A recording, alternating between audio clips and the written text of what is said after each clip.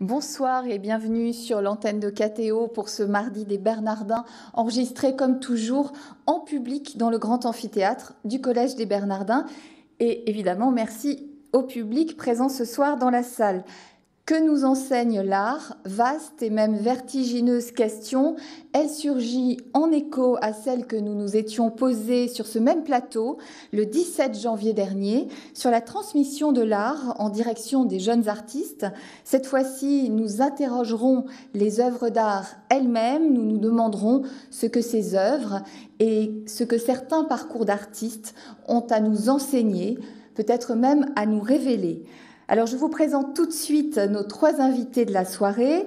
Tania Moreau, bonsoir. Bonsoir. Vous êtes artiste plasticienne. Depuis vos débuts dans les années 60, vous avez utilisé différents supports et exploré divers médiums. L'une de vos œuvres, intitulée « Deux larmes sont suspendues à mes yeux », est actuellement exposée dans la nef du Collège des Bernardins. Et ce, jusqu'au 15 juillet. Nous y reviendrons avec vous en tout début d'émission. Et puis, je signale, vous n'êtes pas venu avec des livres ce soir, mais il existe divers catalogues qui font référence à vos œuvres, à certaines de vos expositions. Vous m'avez également signalé la sortie d'un DVD cette année, intitulé Par-ci, par-là, et édité par les éditions Rue Visconti. On peut tout à fait, oui. Voilà, se procurer ce DVD. Vous serez également à la Nuit Blanche à Paris, au Théâtre de la Ville, en tant que performeur. Et puis vous êtes présente, en tout cas vos œuvres sont présentes en France, notamment au musée départemental de Beauvais, et puis également à Chaumont-sur-Loire. Et puis pour les spectateurs qui auraient envie de découvrir votre travail, eh bien ils peuvent se rendre sur votre site internet, Tout à fait. taniamoreau.com. C'est très simple. Alors, à mes côtés, Bernard Marcadet, bonsoir. Bonsoir. Alors, Bernard Marcadet, vous êtes critique et historien d'art. Vous êtes professeur d'esthétique et d'histoire de l'art depuis de nombreuses années. Vous enseignez actuellement à l'École nationale supérieure d'art de Paris-Cergy. Ici même, vous êtes co-directeur du département La Parole de l'Art. Et puis, vous êtes l'auteur de nombreux ouvrages. Ce soir, j'aimerais en montrer deux. Celui-ci, une biographie de Marcel Duchamp, La vie à crédit, qui était parue en 2007 aux éditions Flammarion. Voilà. Et puis celui-ci, 53 œuvres qui m'ébranlèrent le monde et qui est plus récent. Oui, il y a 2 ou 3 ans. Et qu'on peut consulter en bibliothèque Absolument. Très facilement et trouver en librairie. Voilà. Enfin, à vos côtés, Alain Berland, bonsoir. Bonsoir. Vous êtes commissaire et critique indépendant, chargé des arts plastiques au Collège des Bernardins. Vous collaborez à de nombreuses revues. Vous m'avez signalé d'ailleurs l'un de vos articles qui était paru dans le numéro 20 de la revue Particules, article dans lequel vous faisiez vraiment une synthèse, vous donniez un panorama sur le travail de Tania Moreau, une artiste dont vous connaissez bien l'œuvre. J'essaye de suivre, voilà. Puisqu'elle a beaucoup de pistes et qu'elle est parfois difficile à suivre, mais c'est ce qui fait son intérêt. Alors justement, je vous propose d'évoquer tout de suite le travail présenté ici, Tania Moreau, votre travail, ce qui nous permettra évidemment d'aborder progressivement la question posée ce soir.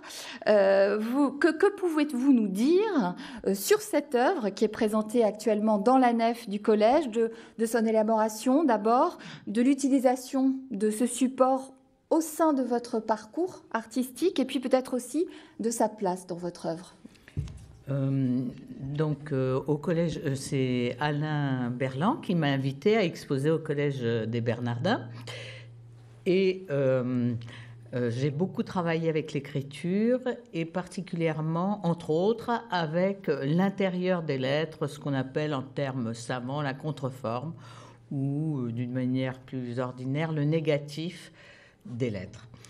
J'ai choisi la phrase d'un poète chinois du 7e siècle qui correspondait tout à fait à mon état d'esprit concernant ce qui se passe à l'heure actuelle dans le monde. Et la phrase est « Deux larmes sont suspendues à mes yeux ». Je l'ai aussi choisi parce que c'était un lieu, c'est quand même les Bernardins, et que les larmes dans la religion catholique sont très importantes. Et j'ai réalisé donc ce que j'appelle moi une frise ou fresque décorative. Et avec un peu d'humour et même un peu de vendetta, je pensais au rôle qu'on donnait aux artistes le siècle dernier, lorsque les architectes, avant Le Corbusier, faisaient appel aux artistes pour décorer leurs édifices. Donc finalement, je pense que la décoration de tous les lieux de pouvoir et de réflexion sont les larmes des êtres humains. Et l'utilisation justement de ces lettres, en tout cas de ces formes, c'est pas nouveau dans votre travail, c'est pas apparu cette année. Hein, non, c'est bon, puisqu'il faut faire un peu d'histoire de l'art, c'est apparu. La première fois que j'ai réalisé une frise de ce type, c'était en 91. Voilà. Mais bon, pour moi, ce qui est important, c'est le présent. Et c'est que ça se passe ici, aujourd'hui, dans Paris, au Collège des Bernardins, qu'il y ait cet aspect, entre guillemets, un peu design sur ces pierres qui remontent au, je crois, XIIIe siècle ou quelque chose comme ça. Et la confrontation de ces deux mondes, en fait, on a vraiment l'impression que ça appartient à l'architecture, même si c'est avec des matériaux ultra contemporains. Alors Alain Berland, ici, lorsque un travail est présenté et il s'agit toujours d'art contemporain, souvent des médiateurs viennent guider les spectateurs qui désirent être guidés. Ne peut-on pas s'interroger justement sur ce rôle des médiateurs? Seraient-ils ceux qui savent ce que l'œuvre a à nous enseigner ici? Non, disons qu'ils peuvent donner des pistes, mais pour ma part, moi je ne pense pas que l'art doit enseigner quelque chose. D'ailleurs, si je m'intéresse à l'art, c'est parce que ce que je souhaite avant tout, c'est qu'il désenseigne, c'est qu'il me désapprenne des choses. Je trouve qu'on est déjà suffisamment largement enseigné, et ce que j'attends de l'art, c'est qu'il me déplace, qu'il me décale. Et c'est ce que j'aimais dans l'œuvre de Tania, dans ses œuvres de mots, puisque Tania est devenue artiste conceptuelle, puisqu'elle utilise beaucoup quand même la lettre. C'est apparu à la fin des années 70, même si maintenant les contreformes sont apparues plus tard. Au début des années 70 voilà. Déjà. Oui, c'est ça. Donc, au début des années 70, oui. Voilà, où tu as le utilisé... texte, j'ai toujours utilisé le texte, même quand je faisais de la peinture. Et bon, après, j'ai abordé plusieurs aspects de la typographie. Voilà. Ce qu'il y a d'intéressant, pour aller dans ton sens, c'est que finalement, les personnes qui me suivent vraiment sont les gens du street art. Parce que pour eux, la culture de la typo est vraiment importante. Enfin, quand je dis les gens du street art, ceux aussi du milieu de l'art, les typographes sont intéressés par cette démarche. Donc ça, c'est assez intéressant de voir finalement. J'aime bien un peu comme Malevich faisait de la vaisselle. Je trouve que c'est pas mal de circuler un peu dans tous les domaines et de mettre l'art dans les plus petits interstices de la vie quotidienne pour aller dans ton sens. D'une part, pour aller dans ton sens par rapport à désapprendre, parce qu'effectivement, on croule sur les faites ceci, faites cela, et encore ceci, encore cela, et ne faites pas ci, et ne faites pas là. Mais, et donc, on est complètement dans un carcan, on est comme un gros cheval de labour. Enfin, il n'y en a plus maintenant, mais bon. Et en fait, c'est une manière d'élargir l'horizon. Enfin, moi, c'est un peu comme ça que je le vois. Bernard Marcadet, une première réception de cette question posée, justement, ce soir? Moi, ça m'apprend beaucoup, mais je comprends ce que dit Alain. Hein, de toute façon, moi, disons que ça m'a appris... Bon, ça m'apprend des choses tous les jours, mais c'est vrai que je suis en même temps d'accord avec ce qui est dit, bien sûr, parce que l'art, c'est quand même une autre manière de penser. Pour moi, l'art, c'est de la pensée, donc ça, je pense que Tania sera bien sûr d'accord avec moi. L'art, c'est de la pensée, donc effectivement, ça aide à penser autrement, parce qu'on a l'habitude de penser avec des mots. Je ne parle pas des mots utilisés par Tania, mais les mots du langage, voilà, la logique, le logos, comme on dit, etc. Alors, ce que nous apprend l'art, malgré tout, c'est qu'on peut penser différemment et en dehors de la logique, en dehors de l'univers de la logique, c'est-à-dire du langage au sens Ce que fait Tania, naturellement, c'est d'utiliser le langage en détournant de sa fonction et de lui redonner précisément sa qualité formelle et sa qualité même plastique.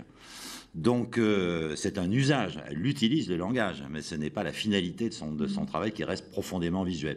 Donc, moi, ce que l'art m'a appris et continue à m'apprendre, c'est effectivement que l'on peut penser, en dehors de ce qui est réputé le lieu de la pensée, à savoir la philosophie, les sciences humaines, etc. C'est une autre manière de penser avec des outils visuels, le plus souvent, mais aussi sonores, parce que le champ de l'art, c'est complètement élargi. Une autre manière de penser. Donc pour moi, c'est d'abord de la pensée. Mais je suis... donc ça me désapprend d'une certaine manière. Moi, j'ai fait des études de philo aussi. La question de l'art, c'est de mettre en péril, d'une certaine manière, tout ce que la philosophie aussi m'a appris. Donc en ce sens, je te rejoins. Alors, il y a bien sûr plusieurs pistes possibles pour aborder la question posée ce soir, que nous enseigne l'art de nous-mêmes, des artistes eux-mêmes, de notre relation à l'œuvre et au monde. Ça, vous venez d'en parler. Bernard Marcadet, en préparant cette émission, vous avez proposé de revenir sur la figure de Marcel Duchamp, dont vous êtes un spécialiste, pour donner une réponse possible. Alors, en lisant votre ouvrage, je me suis rendu compte que vous mettiez en exergue dès le début une citation évidemment de Duchamp. « L'art ne m'intéresse pas, ce sont les artistes qui m'intéressent ». J'aimerais vous demander ce qu'une telle posture nous enseigne de l'œuvre de Duchamp et de lui-même aussi. Oui, c'est une phrase assez dure d'une certaine manière, et en même temps, je suis pas forcément d'accord avec elle. C'est pas parce que je l'ai mise en exergue que je suis... parce que c'est vrai qu'il y a une part de moi, puisque je m'intéresse aussi pas simplement à quelqu'un qui est mort comme Marcel Duchamp, mais aussi aux artistes de mon temps.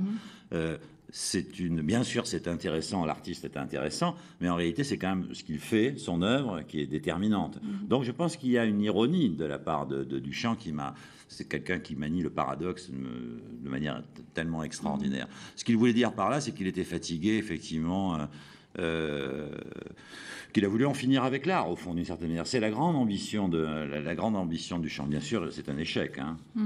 C'est un échec. Il a été obligé d'en convenir. Il a produit un certain nombre de gestes qui vraiment touchaient les limites, et il a même fait en sorte qu'il voulait véritablement en finir avec l'art. Et au fond, on ne peut pas y arriver, parce qu'effectivement, l'art, malgré lui, voilà. Il a fait de l'art malgré lui, d'une certaine manière. C'est peut-être ça son génie, d'ailleurs. C'est peut-être pas autre chose, mais c'est déjà assez incroyable. Mais c'est vrai que pour moi, c'est la vie, oui. C'est la question de Duchamp posée, c'est la question de son époque, du début du XXe siècle. Il était complètement pris dans la question dadaïste, enfin qu'on appelle dadaïste. Dada, c'était vouloir en finir avec l'art au sens de l'académisme, au sens d'une forme de décor. Tania très justement a bien parlé de caractère ironique de sa pièce. Vous la jouez sur le côté volontairement décoratif pour justement le pointer, le stigmatiser d'une certaine manière. Je crois que Duchamp a voulu effectivement en terminer avec une certaine manière de faire de l'art, de considérer à décorer une société, à décorer les salons bourgeois, voilà, pour effectivement le remettre. Il n'a rien inventé, puisque Léonard de Vinci pensait que l'art aussi était une chose mentale, au même titre que les mathématiques, que la géométrie, que la cosmologie, que c'était une pensée. Voilà. Donc il a simplement repris cette affaire de l'art comme pensée, et non pas simplement comme quelque chose qui doit faire plaisir à la rétine. Et ça voulait dire à cette époque-là qu'il fallait qu'il produise un certain nombre de gestes très radicaux qui étaient effectivement d'en finir avec l'art, et c'est-à-dire de s'ouvrir à la vie. Alors quand je dis, moi, qu'est-ce que l'art m'enseigne, c'est effectivement, elle m'enseigne grâce à Marcel Duchamp entre autres, mais surtout grâce à toutes les œuvres des artistes qui m'intéressent. En tout cas, je ne pourrais pas dire que toutes les œuvres m'intéressent, mais les œuvres d'artistes qui m'intéressent, c'est qu'effectivement, ils me font comprendre la vie, le monde. Que c'est pas simplement une jolie chose posée dans un endroit, dans un musée ou dans un appartement. c'est effectivement quelque chose qui m'ouvre l'esprit. Et je crois que la contribution du chant, c'est celle-là, c'est de nous avoir ouverts à d'autres secteurs de la vie et du monde. Alain Berland ou Tania Moreau, je ne sais pas si vous avez envie de réagir au sujet de ce qui vient d'être dit sur Marcel Duchamp. Je pense que Tania, justement, a très bien compris la chose quand elle travaille sur le vu et le lu, qui est donc là la problématique mise en place avec les lettres. Mais on pourrait dire d'une autre façon que l'autre œuvre, qui est aussi dans la sacristie, celle de Michel Blasi, est une autre façon de voir le monde. C'est pour ça que je parlais de désenseignement, c'est-à-dire que quand vous voyez une œuvre comme celle de Michel, je ne sais pas si vous avez eu l'occasion de la voir, mais cette œuvre de Mousse, qui est une œuvre qui donc échappe au marché, qui est hors musée, qui est exposée actuellement également dans la sacristie. Oui, pour la même durée que celle de Tania. Et donc une œuvre qui enseigne la méditation, la lenteur, qui joue sur le côté déceptif puisqu'elle meurt tous les soirs et renaît le matin. Voilà une œuvre qui nous parle du temps à un moment où on est tous pressés, on est tous en train de courir. Voilà une œuvre qui me désenseigne. C'est ce dont je voulais parler tout à l'heure.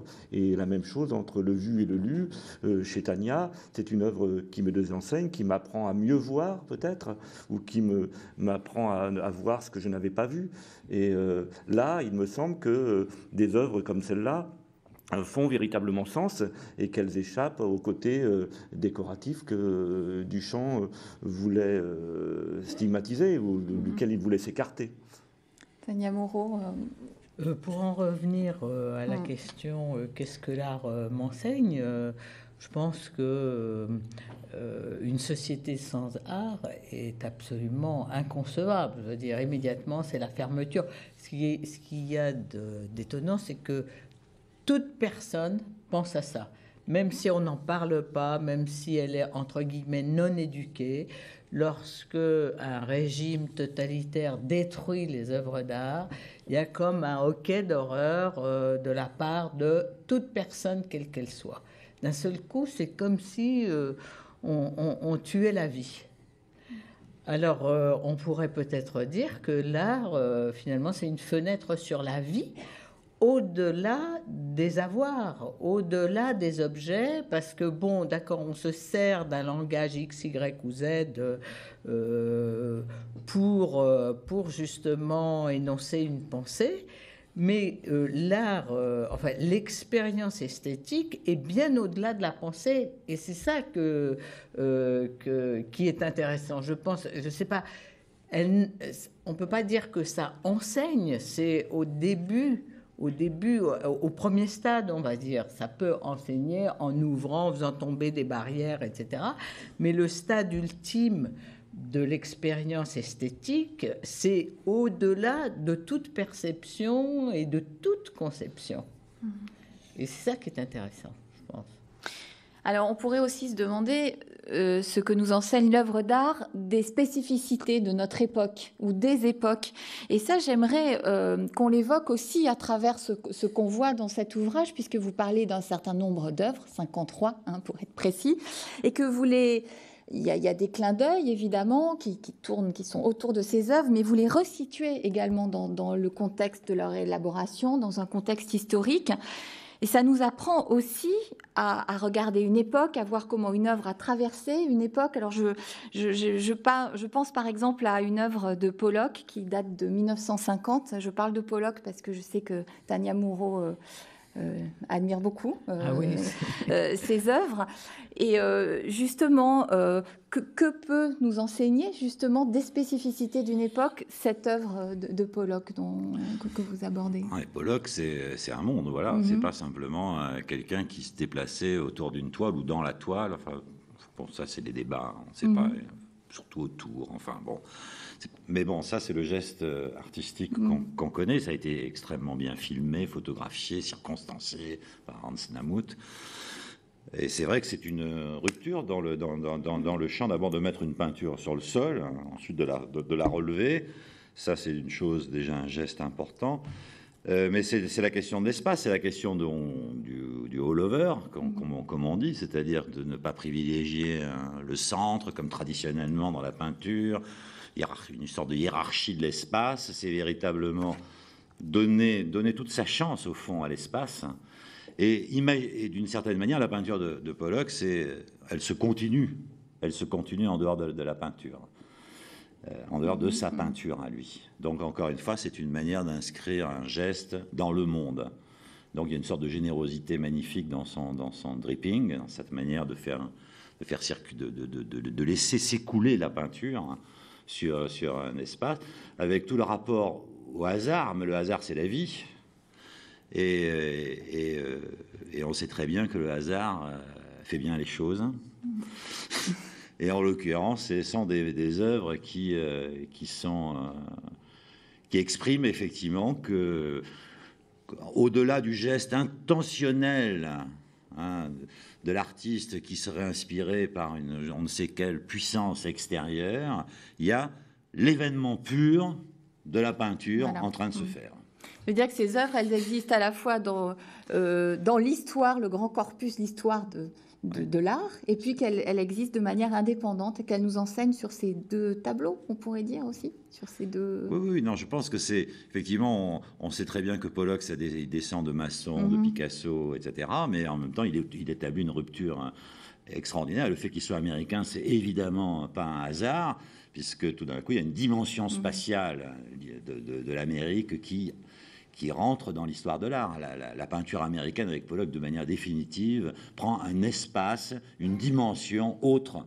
Et ça, c'est le geste de Pollock est là pour le signifier. Je suis complètement d'accord. Quand j'avais 17 ans, j'étais en Allemagne et j'ai vu une exposition où je suis tombée sur une salle Pollock. J'avais jamais vu ça de ma vie. Et j'ai eu le choc. J'ai été brûlée au fer rouge. Ouais. Au début, j'étais une petite bourgeoise avec des petites idées bien françaises, franco-françaises, avec l'espace de peinture des années 50, Bissière, Estève, etc. J'arrive dans cette salle et j'ai été extrêmement choquée. J'ai haï ce que j'ai vu. Et après, pendant une semaine, je suis retournée tous les jours et tous les peintres que j'aimais à l'époque, Rouault, etc., je les regardais même pas et je courais dans cette salle pour justement dire mais c'est pas possible, c'est pas possible, c'est pas possible. Et finalement, au bout de 2 ou 3 jours, je suis tombée complètement amoureuse et j'ai été brûlée au fer rouge en tant qu'artiste. Dès le départ, j'ai eu cette notion d'espace américain, c'est-à-dire de liberté totale et qu'on voit par exemple, c'est très frappant quand on circule en voiture en France, c'est des petites haies, tout est gentil, les pelouses sont bien taillées, tout est beau, les haies comme ça. Quand on arrive dans des pays orientaux, la nature est plus forte et c'est pareil aux États-Unis. Moi, j'adore y aller parce que je prends ma voiture et gère comme ça pendant... Et j'ai l'impression d'être Kerouac. Donc, c'est pas venu forcément vous enseigner, mais c'est venu vous faire réagir, vous nourrir? Ah bah carrément, oui, mais c'est exactement ce que disait Marcadet ou Berlin, c'est-à-dire que ça retire des barrières en soi et ça nous fait rentrer dans un autre monde. Alors, vous citez également Annette Messager, et vous parlez de certaines de ses œuvres. Elle dit « Je crois que l'artiste ne crée rien, mais qu'il est là pour trier, montrer, signaler ce qui existe déjà, le mettre en forme et parfois le reformuler. » Bon, alors, est-ce que... Vaste propos. Je voudrais juste revenir sur l'affaire Pollock. Ce qu'on peut dire, c'est que je disais que l'art désenseignait, mais par contre, le contexte enseigne. Et ça, c'est très intéressant aussi dans l'histoire de l'art. Quand on s'intéresse à l'art, c'est qu'il y a tout un tas d'éléments contextuels qui permettent de mieux comprendre le monde. C'est-à-dire que si on regarde, par exemple, la façon dont Documenta 4 s'est fait en 68, si on regarde là, en ce moment, le bureau des DVD, des vidéos vient de ressortir...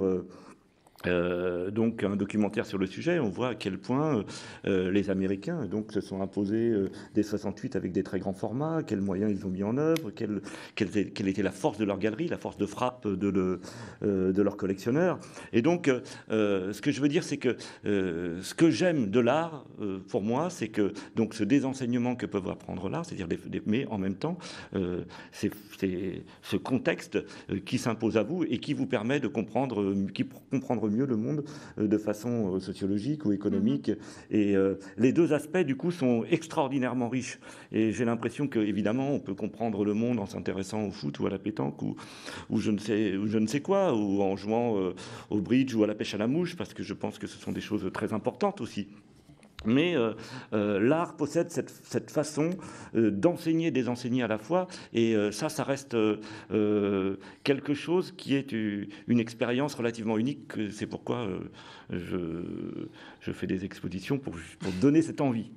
Vous parlez du pouvoir de commotion de ces œuvres, Bernard Marcadet. Oui, oui, pour moi,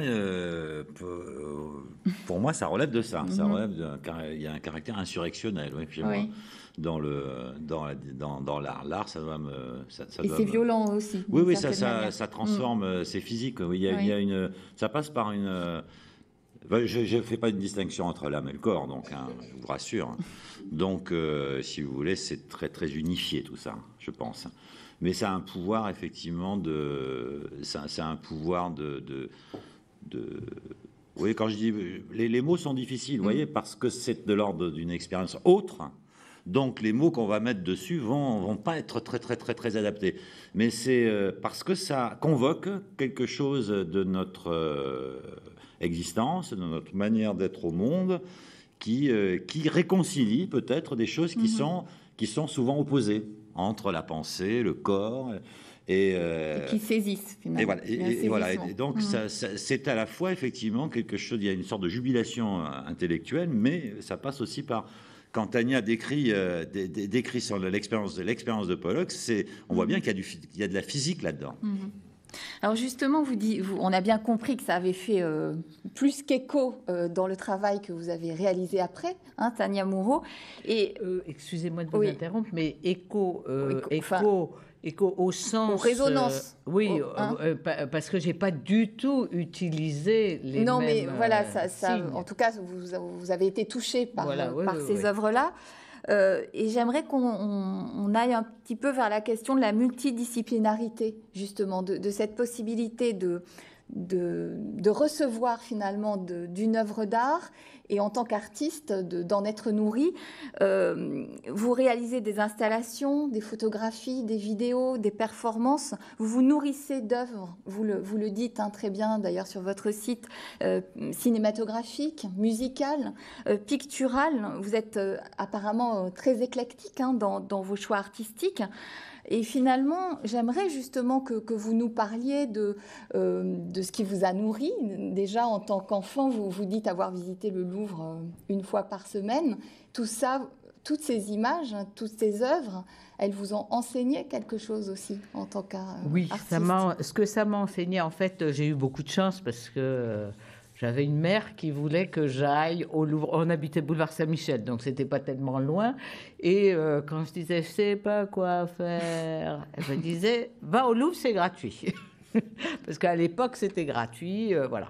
Donc elle m'emmenait quand j'étais toute petite au Louvre toutes les semaines, d'après mon programme d'histoire. Et j'avais un petit frère, donc voilà.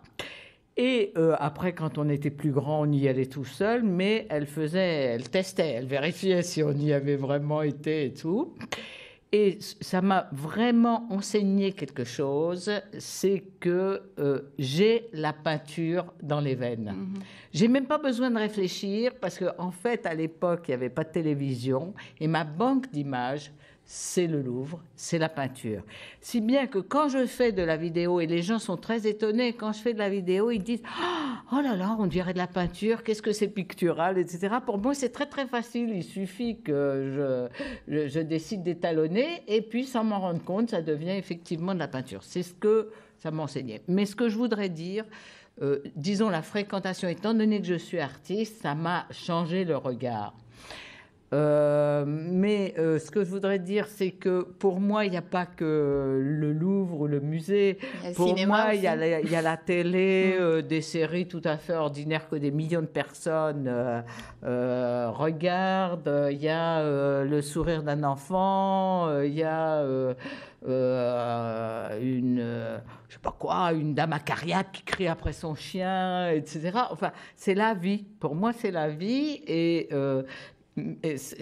En fait, les choses m'amusent maintenant que j'ai la maturité. Ça m'amuse plus que quand j'étais jeune où j'étais hyper pressée. Et même en tant qu'artiste, c'est pas tellement bon d'être jeune parce qu'on a, d'accord, on a des idées et tout. On s'en rend même pas compte tellement on a des angoisses et tout. Et c'est seulement après un bout de temps que les gens disent « Oh là là, ce que tu faisais il y a 40 ans ou 45 ans, on aimerait bien montrer le travail actuel, mais on vous réclame celui d'il y a 45 ans. Et c'était formidable et nanana et nanana. » Bon, mais je veux revenir, si vous voulez, à vraiment la question, c'est qu'est-ce que l'art nous enseigne? En fait, qu'est-ce que l'expérience esthétique? Parce que c'est ça le point nodal. Moi, il m'est arrivé de pleurer devant des tableaux, de pleurer, pas de pleurer de tristesse, mais de pleurer parce que l'émotion était trop grande, c'était inouï. Ça m'est arrivé devant un tableau de Vermeer, devant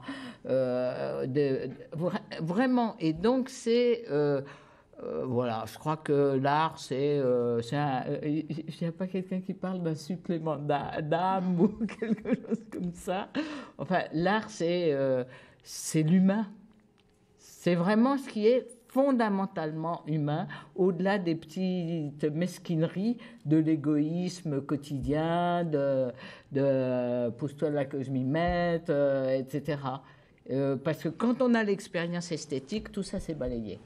Alain Berland, vous connaissez bien le travail de Tania Moreau sur cet éclectisme, justement, et sur cette multidisciplinarité. Vous avez écrit Oui, c'est ce qui m'a surpris chez Tania, c'est-à-dire que moi j'avais entendu parler de ces chambres de méditation qui étaient des pièces qu'elle avait conçues à son retour d'Inde et après avoir s'être inspirée et intéressée aux musiques expérimentales de l'époque. C'était dans les années 70. Et ce qui est très étonnant, c'est que fin des années 60. Et donc, et puis ensuite, j'ai vu qu'elle avait aussi suivi l'actualité du Palace, par exemple. Le Palace qui était, au milieu des années 70, le temple de la blanchitude, quand même. Donc, et avec ce regard décalé féministe de Tania, et en montrant toujours des photographies qui étaient des grands formats noir et blanc avec un aspect flouté.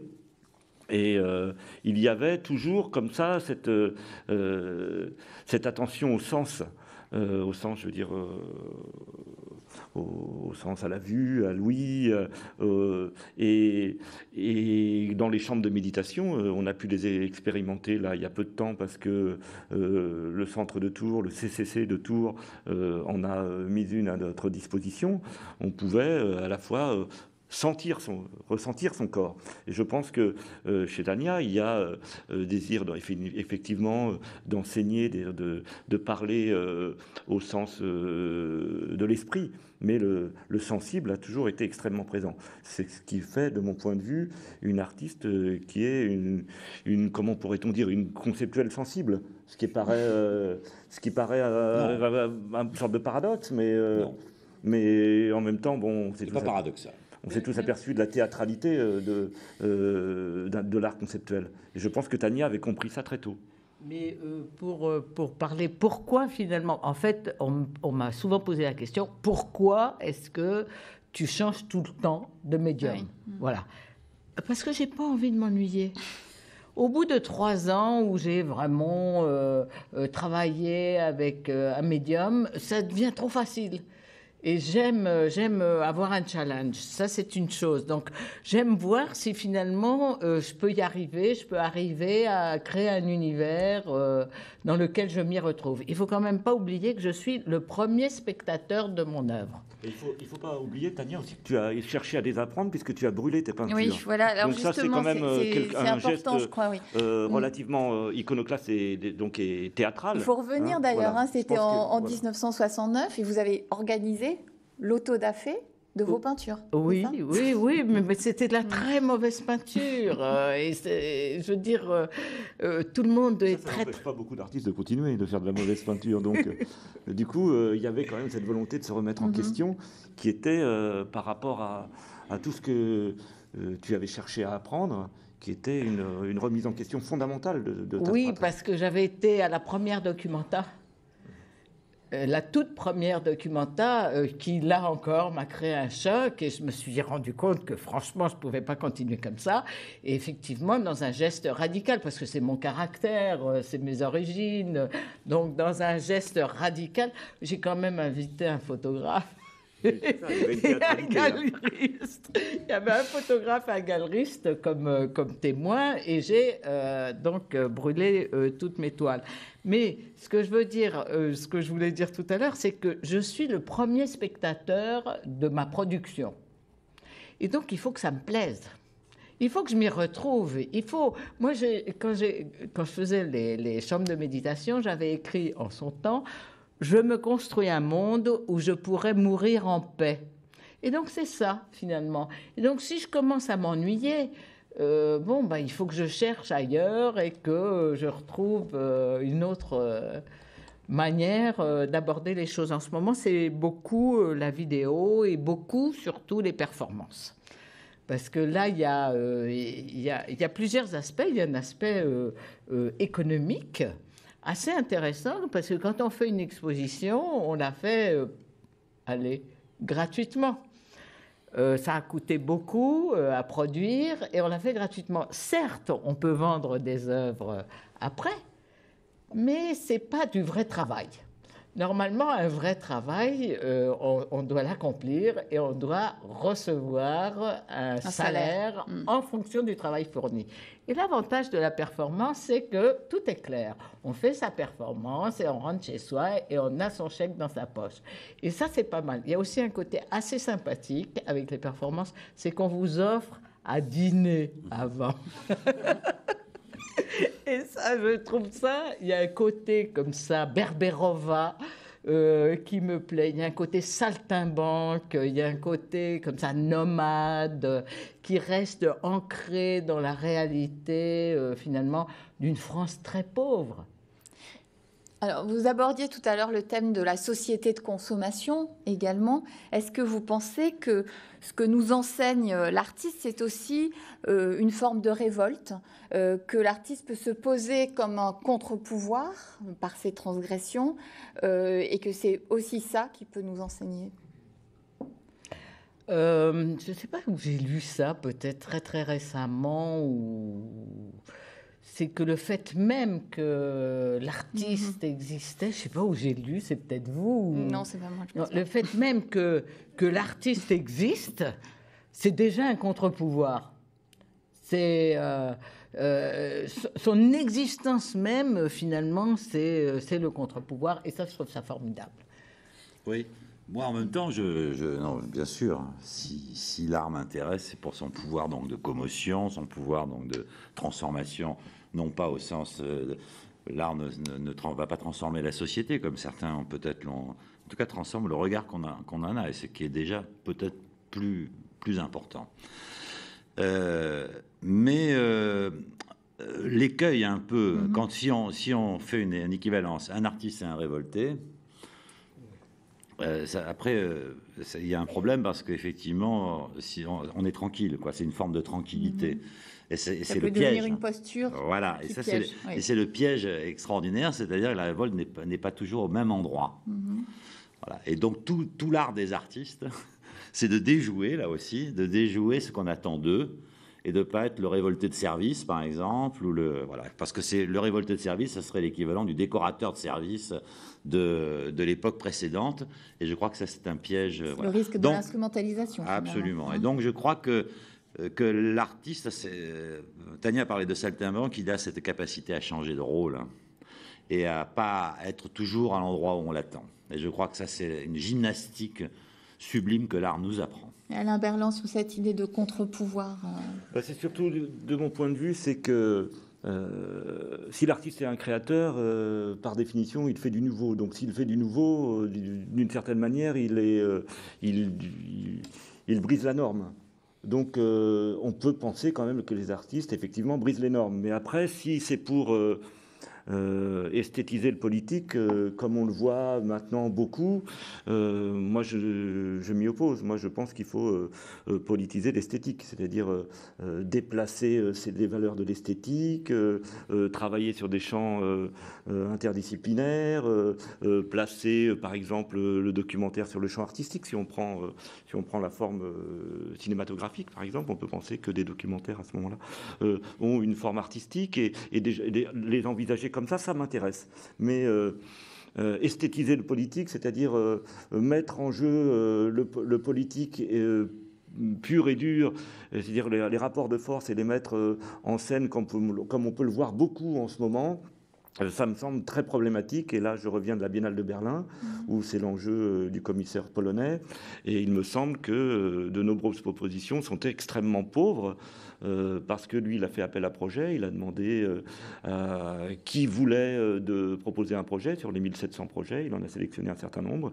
Il y en a un de l'ancien maire de Bogota, par exemple, qui est un projet très étonnant d'une certaine manière, mais c'est esthétiser le politique. C'est-à-dire qu'il y a un drapeau qui est suspendu par un système de poulies. Ce drapeau est trempé dans une solution acide.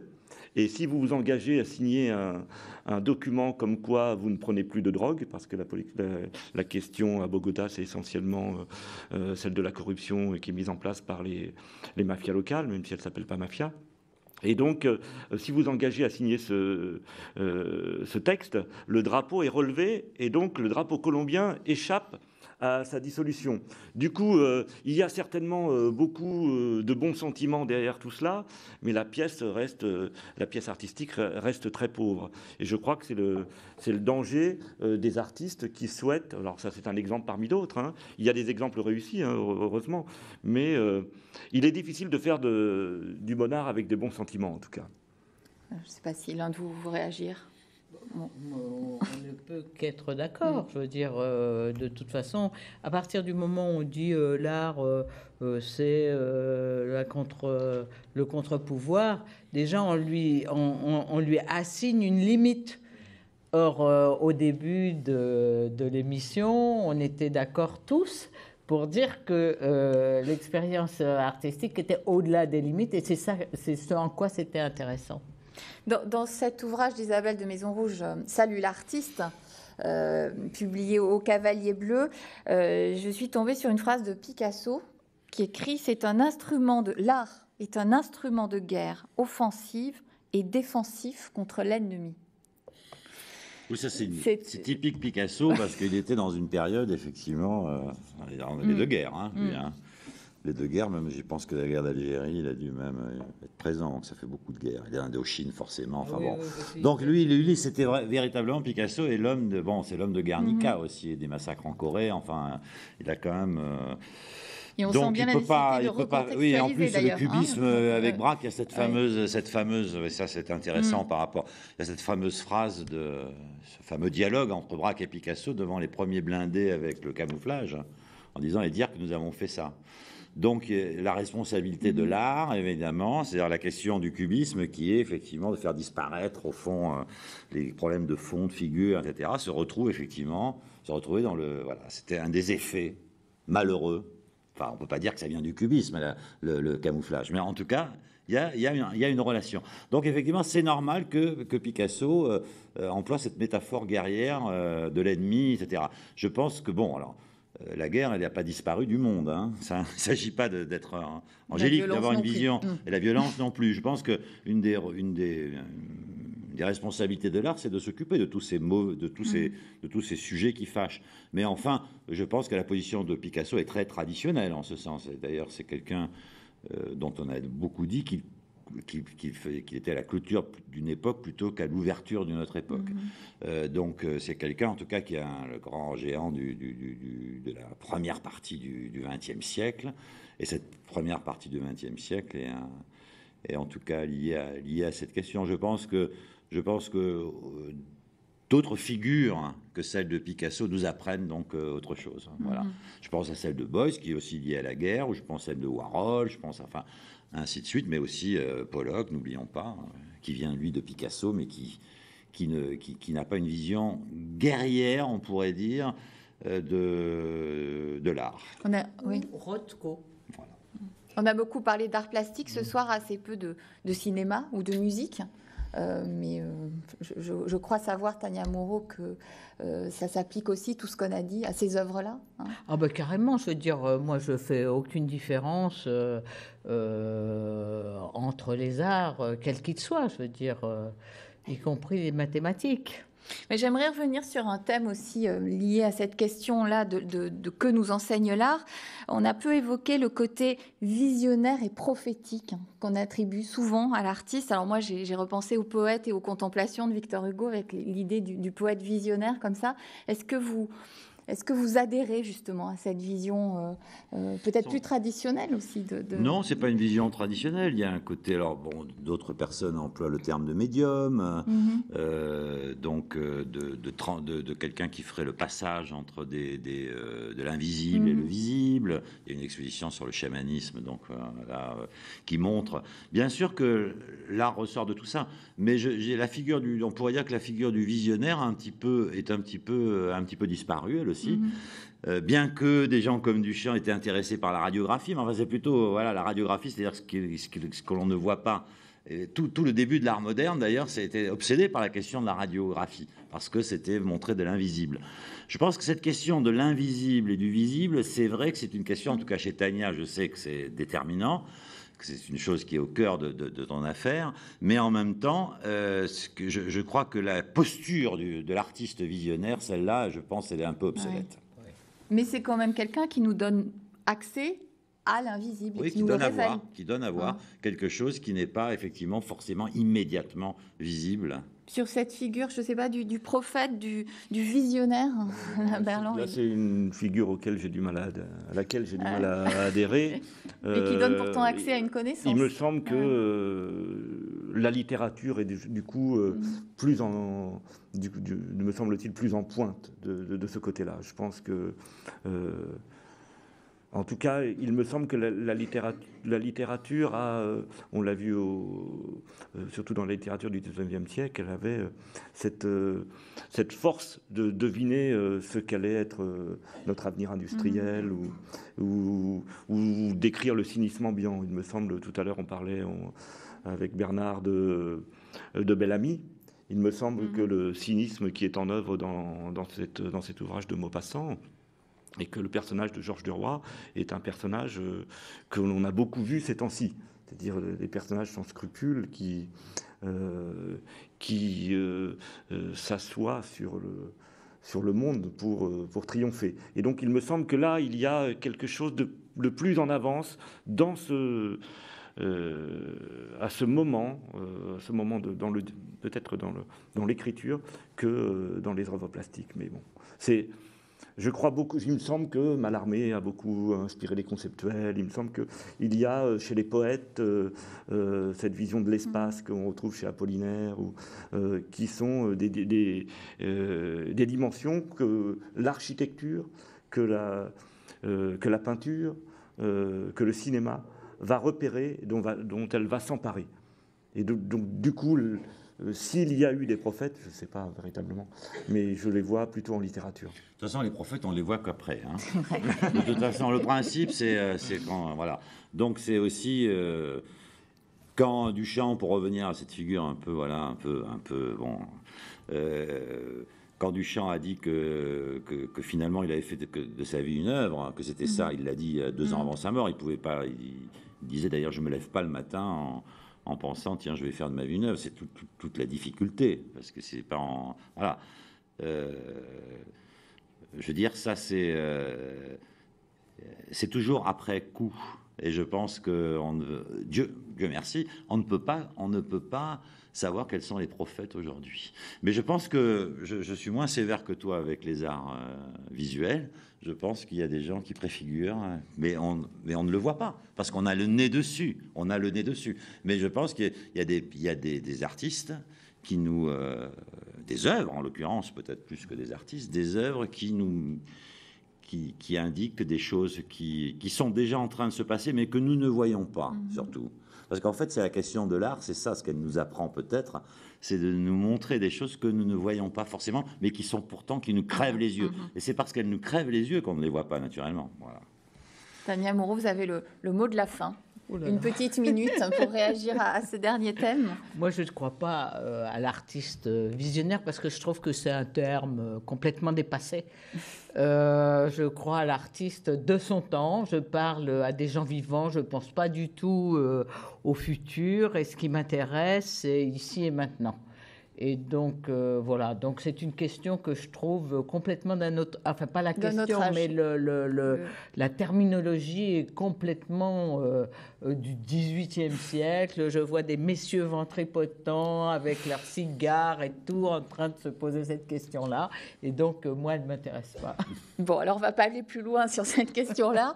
Je vous montre à nouveau les ouvrages dont on a parlé ce soir. Salut l'artiste Isabelle de Maison Rouge, et ça vient de paraître aux éditions Le Cavalier Bleu. Tania Moreau, elle vous a interviewé, vous faites partie des artistes, hein. C'est pour ça que je le montre, cet ouvrage interviewé pour l'écriture de ce livre. 53 œuvres qui m'ébranlèrent le monde.